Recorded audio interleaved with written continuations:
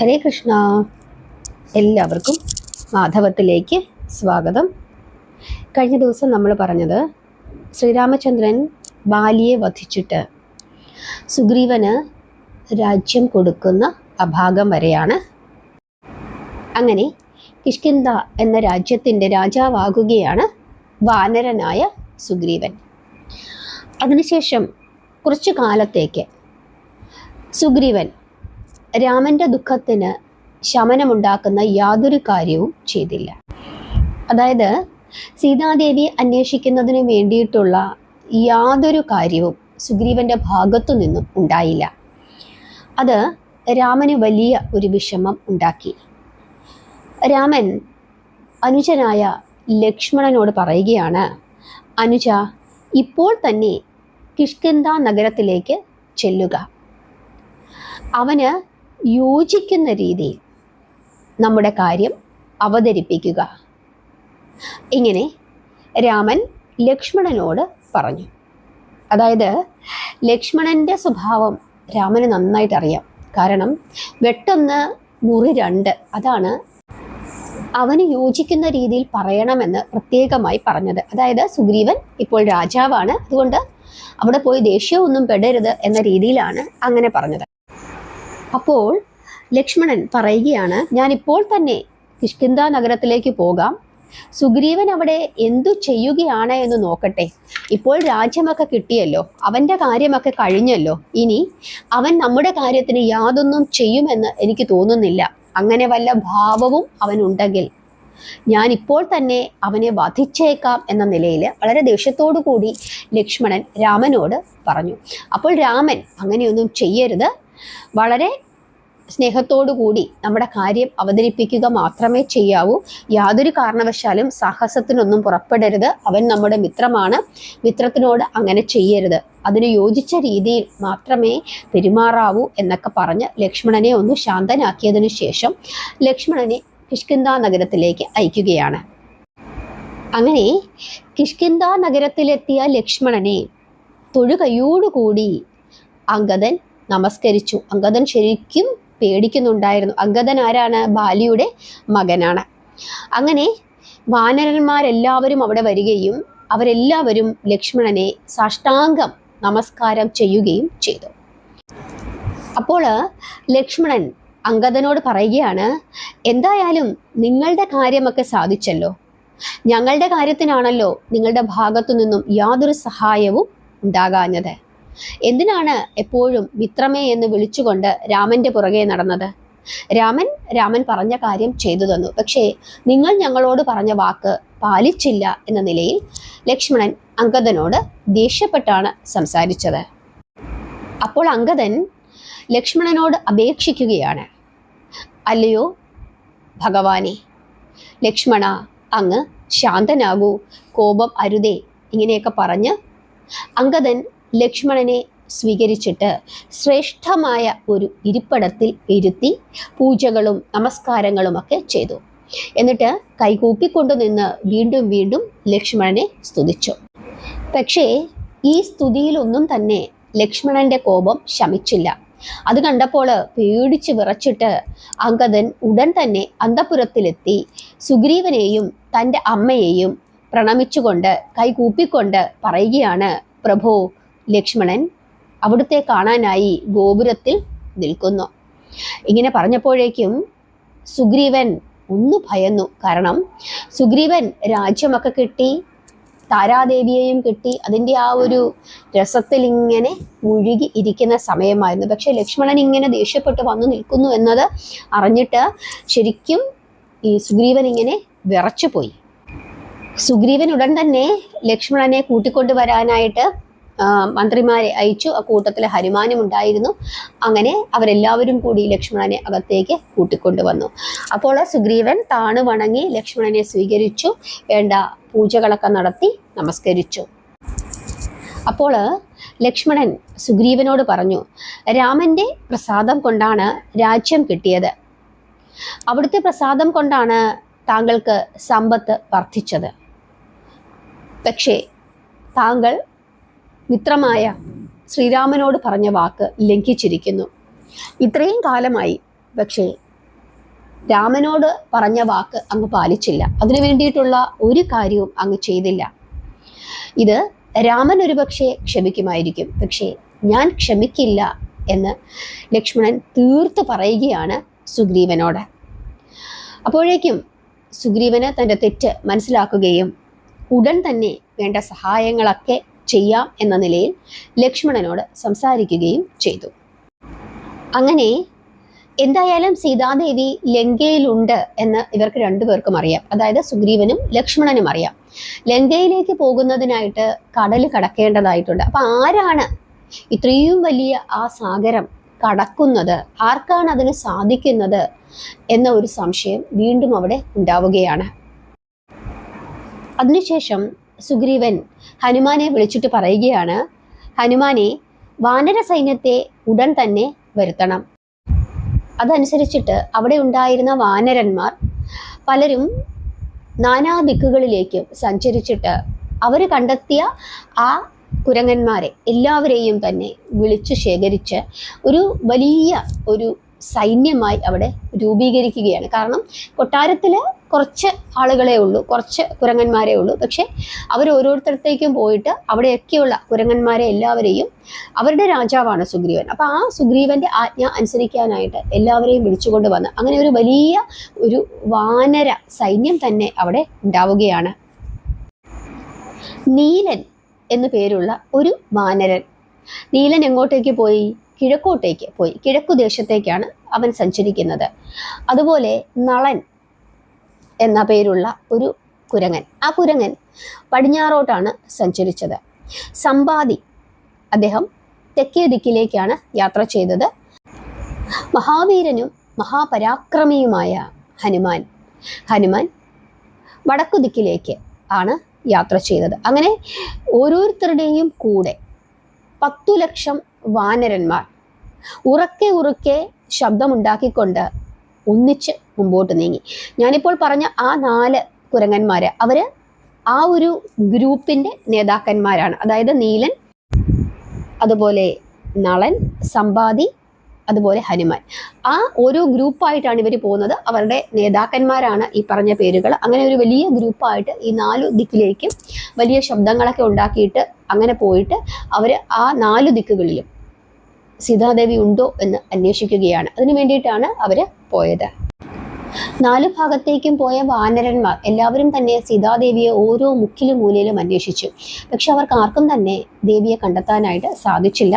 അങ്ങനെ ഹനുമാൻ പോയ ആ ഒരു കൂട്ടത്തിലുള്ള ആളുകളെല്ലാവരും കൂടി വിന്ധ്യാപർവ്വതത്തിൽ ഒത്തുചേരുകയും അവർക്ക് സീതാദേവിയെ കണ്ടെത്താൻ സാധിച്ചില്ല എന്നുള്ള കാര്യം അവർ പരസ്പരം വളരെ സങ്കടത്തോടു കൂടി ഇങ്ങനെ പറയുകയാണ്. എന്നിട്ട് അവർ പറയുകയാണ്, എന്തായാലും നമ്മുടെ മരണം നിശ്ചയമാണ്. കാരണം ദേവിയെ കണ്ടെത്തിയിട്ടേ തിരിച്ചു വരാവൂ എന്ന നിലയിലാണ് സുഗ്രീവൻ പറഞ്ഞത്. അത് ചെയ്യാതെ ചെന്നാൽ തീർച്ചയായിട്ടും ഒന്നുകിൽ സുഗ്രീവൻ നമ്മളെ വധിച്ചേക്കും. സീതാദേവി കാരണം നമ്മളെല്ലാവരും ഒരു പക്ഷെ മരിക്കുമെന്നാണ് എനിക്ക് തോന്നുന്നത്. അതുകൊണ്ട് ഇവിടെ കടന്ന പ്രാണൻ വെടിയുന്നതാണ് ഏറ്റവും നല്ലത്. ദേവിക്ക് വേണ്ടിയിട്ട് തന്നെയാണല്ലോ ജടായു മരിച്ചത് എന്ന നിലയിൽ, അതായത് മരണം ഉറപ്പാണ്, ഏതു നിലയിലാണെങ്കിലും മരണം ഉറപ്പാണ് എന്നുള്ള രീതിയിൽ ഹനുമാൻ ഇങ്ങനെ സംസാരിച്ചു കൊണ്ടിരുന്നപ്പോൾ അവരുടെ ഈ സംഭാഷണങ്ങളെല്ലാം തന്നെ സമ്പാദി എന്ന പക്ഷിരാജൻ കേൾക്കുകയാണ്. ഇത് കേട്ടിട്ട് സമ്പാദി മുറുക്ക ചോദിക്കുകയാണ്, ആരാണ് ജടായുവിൻ്റെ മരണത്തെപ്പറ്റി പറയുന്നത്? സഹോദരൻ്റെ മരണത്തെപ്പറ്റി ഞാൻ ഇതുവരെ കേട്ടില്ലല്ലോ. എൻ്റെ മനസ്സ് വേദനിക്കുന്നു. ചിറകില്ലാത്തത് കൊണ്ട് നിങ്ങളുടെ അടുത്തേക്ക് എനിക്ക് പറന്നു വരാനായിട്ട് സാധിക്കുന്നില്ല. എൻ്റെ സഹോദരൻ മരണപ്പെട്ടുവോ? ആരാണ് എൻ്റെ സഹോദരനെ വധിച്ചത്? ഇങ്ങനെ ആ പക്ഷി മുറുക്ക ചോദിച്ചപ്പോൾ ഈ കുരങ്ങന്മാരെല്ലാവരും കൂടി പതുക്കെ പറയുകയാണ്, പക്ഷി വളരെ തന്ത്രശാലിയാണ് എന്ന് തോന്നുന്നു. ഒരുപക്ഷെ നമ്മൾ അടുത്തേക്ക് ചെന്നാൽ നമ്മളെ കൊത്തി വിഴുങ്ങിയേക്കും. അത്ര വലിയൊരു പക്ഷിയാണ്. അതുകൊണ്ട് ചിറകില്ലല്ലോ, ചിറകില്ലാത്തത് കൊണ്ട് നമ്മളെ അടുത്തേക്ക് വരുത്താനുള്ള ചില സൂത്രങ്ങളാണെന്ന് തോന്നുന്നു. അതുകൊണ്ട് വളരെ ശ്രദ്ധയോടുകൂടി നമ്മൾ നീങ്ങണം എന്ന നിലയിൽ ഈ കുരങ്ങന്മാർ തമ്മിൽ പരസ്പരം സംസാരിച്ചു. ഇങ്ങനെ ഈ കുരങ്ങന്മാർ തമ്മിൽ സംസാരിച്ചു എങ്കിലും ഹനുമാന് ഇതിൻ്റെ സത്യം എന്താണ് എന്ന് അറിയണമെന്ന് തോന്നുകയും ഹനുമാൻ തങ്ങൾ ആരാണ് എന്നുള്ള വിവരം സമ്പാദി അറിയിച്ചു. എന്തിനു വേണ്ടിയിട്ടാണ് തങ്ങൾ ഇങ്ങോട്ടേക്ക് വന്നിരിക്കുന്നത് എന്നുള്ള കാര്യവും അറിയിച്ചു. അതിനുശേഷം ജടായുവിൻ്റെ മരണത്തെപ്പറ്റി വളരെ വ്യക്തമായി തന്നെ ഹനുമാൻ സമ്പാദി അറിയിക്കുകയാണ്. അങ്ങനെ അനുജൻ എങ്ങനെ മരിച്ചു എന്നുള്ള കാര്യം ഹനുമാൻ വിശദമായി സമ്പാദി അറിയിച്ചപ്പോൾ അനുജ അനുജ എന്ന് വിളിച്ചുകൊണ്ട് ആ സമ്പാദി എന്ന വലിയ പക്ഷി വാവിട്ട് കരഞ്ഞു. എൻ്റെ അനുജനെ കൊന്നു, അവൻ്റെ അടുത്തേക്കൊന്ന് പോകാൻ പോലും എനിക്ക് ചിറകില്ലല്ലോ, ഞാൻ മനോദുഃഖം കൊണ്ട് മരിച്ചു പോകും എന്ന് തോന്നുന്നു. വാനരന്മാരെ, ഞാൻ ഞങ്ങളുടെ കഥ നിങ്ങളോട് പറയാം എന്ന് പറഞ്ഞിട്ട് സമ്പാദി തൻ്റെ കഥ ഈ കുരങ്ങന്മാരോട് പറയുകയാണ്. ജടായു, സമ്പാദി എന്ന ഞങ്ങൾ രണ്ടുപേരും സഹോദരന്മാരാണ്. ഒരിക്കൽ സൂര്യൻ ഉദിക്കുന്നതിന് മുമ്പ് അരുണോദയത്തിൽ ഞങ്ങൾ രണ്ടുപേരും സൂര്യനെ പിടിക്കുവാനായി പറന്നു. ബന്ധുക്കളൊക്കെ നോക്കി നിൽപ്പുണ്ടായിരുന്നു. ഞങ്ങൾ 1,00,000 യോജന ഉയരത്തിലേക്ക് ചെന്നു. സൂര്യൻ ഉദിച്ച് 2 നാഴിക ഉയർന്നു. 4 പാടും അഗ്നിമയമായിരുന്നു. സൂര്യ തേജസ് കൊണ്ട് 2 സഹോദരന്മാരും കത്തിപ്പോകും. ജടായു തളർന്നു. ജടായു തളരുന്നത് കണ്ട് ഞാൻ ഉയർന്നു പൊങ്ങി സഹോദരൻ്റെ അടുത്തേക്ക് ചെന്ന് എൻ്റെ 2 ചിറകും കൊണ്ട് ജടായുവിനെ പൊത്തിപ്പിടിച്ചു. അതോടുകൂടി എൻ്റെ ചിറക് കത്തിപ്പോയി. 2 ചിറകും കരിഞ്ഞ് ഞാൻ ഈ പർവ്വതത്തിലേക്ക് വീണുപോയി. അങ്ങനെ ചിറകുകൾ ഇല്ലാതെ ഞാനിവിടെ താമസിച്ചു. 7 ദിവസം വെള്ളം പോലും കുടിച്ചില്ല. അപ്പോൾ ഒരു മഹാജ്ഞാനി ഈ വഴി വന്നു ചേർന്നു. ദുഷ്ടമൃഗങ്ങളൊക്കെ സഞ്ചരിക്കുന്ന ഈ പർവ്വതത്തിൽ ഞാൻ തീർത്തും ദുർബലനായി കിടക്കുന്നത് അദ്ദേഹം കണ്ടു.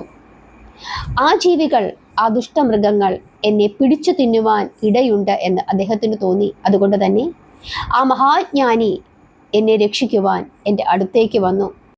അദ്ദേഹം എൻ്റെ അടുക്കലേക്ക് വന്നു. അദ്ദേഹത്തെ ഞാൻ നമസ്കരിച്ചു. അദ്ദേഹം എന്നോട് പറഞ്ഞു, ദശരഥൻ രാജ്യം ഭരിക്കുമ്പോൾ അദ്ദേഹത്തിൻ്റെ മൂത്തപുത്രൻ രാമൻ പിതാവിൻ്റെ സത്യം പാലിക്കുവാനായി വനത്തിൽ എത്തിച്ചേരും. ശൂന്യഭവനത്തിൽ നിന്നും രാമപത്നിയെ രാവണൻ അപഹരിക്കും. സീതയെ തിരഞ്ഞ് കുരങ്ങന്മാർ ഇവിടേക്ക് എത്തിച്ചേരും. അവർക്ക് ഉപകാരം ചെയ്യുവാൻ നിനക്ക് സാധിക്കും. ഈ പർവ്വതത്തിൽ തന്നെ നീ താമസിക്കുക. അവർ നിന്നെ കണ്ടുമുട്ടും. അവരുടെ കൂടെ ഇരുന്ന് നീ രാമനാമം ഉച്ചരിക്കണം. അങ്ങനെ ഉച്ചരിക്കുമ്പോൾ നിനക്ക് ചിറക് മുളയ്ക്കും. 70 വർഷം കഴിഞ്ഞാൽ ഈ വാനരന്മാർ നിന്നെ വന്ന് കാണും. അതുവരെ നീ ഇവിടെ രാമനെ ധ്യാനിച്ച് കഴിയണം. അത്രയും കാലം രാമൻ നിന്നെ കാത്തുകൊള്ളും. അതിനുവേണ്ടി നീ ഇവിടെ ജീവിക്കുക എന്ന് ആ മഹാജ്ഞാനി എന്നോട് പറഞ്ഞു. അങ്ങനെ അവരെല്ലാവരും കൂടിയിരുന്ന് രാമൻ്റെ കഥകൾ പറയുകയും രാമനാമം ജപിക്കുകയും ചെയ്തു. അതോടുകൂടി സമ്പാദിക്ക് ചിറകുകൾ മുളച്ചു. അതിനുശേഷം ഭക്തിയോടുകൂടി സമ്പാദി അയാൾക്ക് അറിയാവുന്ന കാര്യങ്ങളൊക്കെ തന്നെ ഇവരോട് പറയുകയാണ്. സമ്പാദി പറയുകയാണ്, ഞാൻ തെക്കു ദിക്കിലേക്കാണ് പണ്ട് കൂടുതലായി പറന്നിട്ടുള്ളത്. എന്നിട്ട് പറയുകയാണ്, സീതയെ പറ്റിയിട്ടുള്ള വിവരങ്ങളെല്ലാം തന്നെ ഞാൻ പറഞ്ഞു തരാം. പാപിഷ്ഠനായ രാവണൻ സീതയെയും കൊണ്ട് തെക്കോട്ട് പോയി. തെക്കോട്ട് നോക്കുമ്പോൾ അശോകവനത്തിൽ ദുഃഖിതയായ സീതയെ എനിക്ക് കാണാൻ സാധിക്കും. പല നിറക്കാരായ രാക്ഷസികൾ സീതയ്ക്ക് കാവൽ നിൽപ്പുണ്ട്. 100 യോജനയാണ് സാഗരം. ഒരൊറ്റ ചാട്ടം കൊണ്ട് അത് കടക്കണം. മഹാബലവാന്മാർ എല്ലാവരും ഒന്നിച്ച് ആലോചിച്ച് മറുകര ചെന്ന് കഴിഞ്ഞാൽ തീർച്ചയായിട്ടും സീതയെ കണ്ടിട്ട് തിരിച്ചു പോരുവാൻ സാധിക്കും. നിങ്ങൾക്ക് അതിന് സാധിക്കും എന്നാണ് എനിക്ക് തോന്നുന്നത് എന്ന നിലയിൽ സമ്പാദി വളരെ കൃത്യമായി തന്നെ സീത എവിടെയുണ്ട് എന്നുള്ള കാര്യം ഹനുമാനോടും മറ്റുള്ളവരോടും ഒക്കെ പറഞ്ഞു കൊടുക്കുന്നു.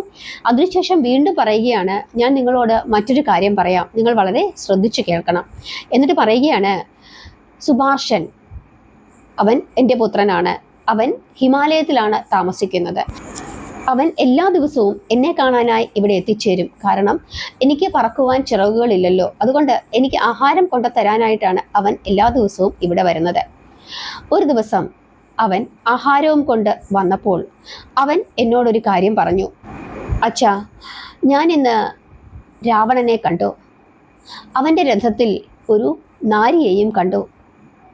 കറുത്ത നിറമുള്ള രാവണൻ, വെളുപ്പും ചുവപ്പും കളർന്ന ഗൗരവർണ്ണത്തിൽ ഒരു നാരി. രാമ ലക്ഷ്മണ എന്ന് വിളിച്ച് ആ നാരി കരയുന്നുണ്ടായിരുന്നു. നിങ്ങൾ ധൈര്യമായി ഇരുന്നു കൊള്ളുക, സുഭാഷൻ ഇപ്പോൾ വരും, അവൻ നിങ്ങളെ സഹായിക്കും എന്ന നിലയിൽ സമ്പാദി പറഞ്ഞു. അപ്പോഴേക്കും ഇങ്ങനെ പറഞ്ഞുകൊണ്ടിരിക്കുന്ന ആ സമയത്ത് തന്നെ സുഭാഷൻ അവിടേക്ക് എത്തിച്ചേരുകയും ഈ കുരങ്ങന്മാരെ എല്ലാവരെയും കണ്ടപ്പോൾ അവരെ കൊത്തി വിഴുങ്ങാനായി സുഭാഷൻ അവരുടെ അടുത്തേക്ക് പറക്കുകയും ചെയ്തു. അത് കണ്ടപ്പോൾ ഭയന്നു വിറച്ചിട്ട് ഈ കുരങ്ങന്മാരെല്ലാവരും തന്നെ സമ്പാദിയുടെ ചിറകിൻ്റെ ഇടയിലേക്ക്, ചിറകിൻ്റെ മറവിലേക്ക് ഒളിക്കുകയും ചെയ്തു. അത് കണ്ടിട്ട് സമ്പാദി മകനോട് പറഞ്ഞു, മകനെ, ഇവരെ ഉപദ്രവിക്കരുത്, ഇവർ വലിയ ഒരു ഉപകാരമാണ് ചെയ്തത്. ജടായുവിനെ വധിച്ചത് ആരാണ് എന്നുള്ള കാര്യം ഇവർ എന്നോട് പറഞ്ഞു തന്നു. ഇവർ നമ്മുടെ മിത്രമാണ്, യാതൊരു കാരണവശാലും ഇവരെ ഉപദ്രവിക്കരുത് എന്ന് പറയുകയും എങ്ങനെയാണ് ജടായു മരിച്ചത്, ജടായുവിൻ്റെ മരണത്തിന് കാരണക്കാരൻ ആരാണ് എന്ന് സമ്പാദി സുഭാഷനോട് പറഞ്ഞു കൊടുത്തു. അതോടുകൂടി സുഭാഷന് വലിയ ദേഷ്യം രാവണനോട് തോന്നുകയും ഈ വിവരം അറിഞ്ഞെങ്കിൽ രാവണനെ ഞാൻ ഒരിക്കലും പോകാൻ അനുവദിക്കുകയില്ലായിരുന്നു എന്ന നിലയിൽ സംസാരിക്കുകയും ചെയ്തു. സുഭാഷൻ വളരെയധികം കോപിഷ്ഠനായി കാണപ്പെട്ടു.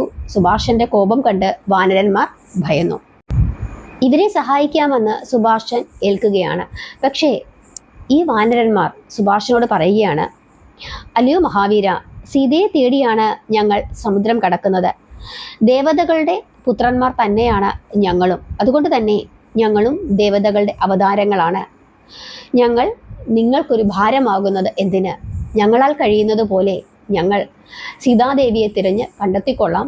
എന്തായാലും നിങ്ങൾ പറഞ്ഞു തന്നത്, സീതാദേവി എവിടെയുണ്ട് എന്ന് ഞങ്ങൾക്ക് കൃത്യമായി പറഞ്ഞു തന്നത് ഞങ്ങൾക്ക് വളരെയധികം സന്തോഷമായി, ഉപകാരമായി. അതിന് എല്ലാ നന്ദിയും ഞങ്ങൾ പറയുന്നു എന്ന നിലയിൽ ഈ വാനരന്മാർ സുഭാഷനോടും സമ്പാദിയോടും പറയുകയാണ്. അതിനുശേഷം അവർ പരസ്പരം നന്ദിയൊക്കെ പറഞ്ഞതിന് ശേഷം സുഭാഷനും സമ്പാദിയും വടക്കോട്ട് പറന്ന് ഉയർന്നു പോവുകയും ചെയ്തു. അവരെല്ലാവരും പരസ്പരം ശ്രീരാമജയം പറയുകയും ചെയ്തു. ഹരേ കൃഷ്ണ. ഇതോടുകൂടി കിഷ്കിന്ധാകാന്ഡം അവസാനിച്ചു. ഇനി ഏറ്റവും മനോഹരമായ, ഏറ്റവും പുണ്യകരമായ ഭാഗമാണ് നമുക്ക് പറയാനുള്ളത്. അതാണ് സുന്ദരകാന്ഡം. അത് നമുക്ക് അടുത്ത ദിവസം ആ കഥാരൂപത്തിൽ പറയാം. രാമായണം മുഴുവൻ വായിക്കാൻ സാധിക്കാത്ത ആളുകൾക്കും സുന്ദരകാന്ഡം മാത്രം വായിച്ചാൽ മതി എന്നാണ് പറയുന്നത്. കാരണം അത്രത്തോളം പുണ്യകരമായ ഒരു ഭാഗമാണ് സുന്ദരകാന്ഡം. നിങ്ങൾക്ക് ഇന്നത്തെ ഈ ഭാഗം ഇഷ്ടപ്പെട്ടു എന്ന് വിശ്വസിക്കുന്നു. എല്ലാവരും നാമം ജപിക്കുക, പ്രാർത്ഥിക്കുക. ഹരേ കൃഷ്ണ.